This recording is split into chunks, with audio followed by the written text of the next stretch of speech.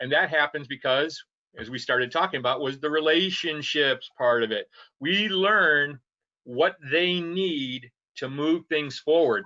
But let's even go in our Wayback Machine and take it even further. Okay, we talked a little bit about this last week and a little bit about this the week before, but let's go and take an even deeper dive in terms of relationships. And here's another question I ask in interviews, and I got interviews on the head because I've been doing interviews for another company. Did like 7 of them yesterday.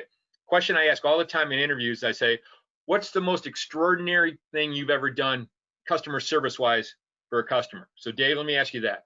What's the most extraordinary thing you've ever done relationship wise for a customer? I mean, in terms of an actual result, or just anything that built a relationship? Anything that built. What's the most extraordinary thing you've ever done?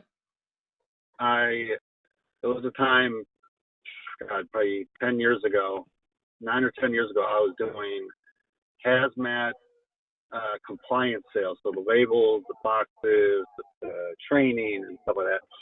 And I had a customer up here in Cleveland that was in dire need of a certain hazmat label, and you can't ship those goods without the proper markings. If you do, you get fined heavily, and you get flagged. I mean, there's a lot of consequences to it.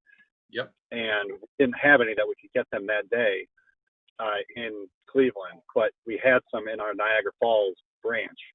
So I got up and I knew that. So I got up at 4 a.m, drove to Niagara Falls, picked up the labels, and drove them back here to Cleveland to get them their labels so they could ship them out by the end of the day. There you go. If I ask you that in an interview, that's an A+. Okay. Many times in an interview, when I ask somebody that question, they say, well, what I like to do are things like this. You gave me a specific example of when you got up at 4 o'clock in the morning and drove to Niagara Falls to get that. That's perfect. Scott, same question to you. Give me an example of something extraordinary you've done to satisfy a customer. Yeah, beat that, Scott. What's that? I said, beat that, Scott. This is not competition. Just like negotiation is not a competition. There you go. Touche. Way to go, D'Artagnan. That was a good one. I have,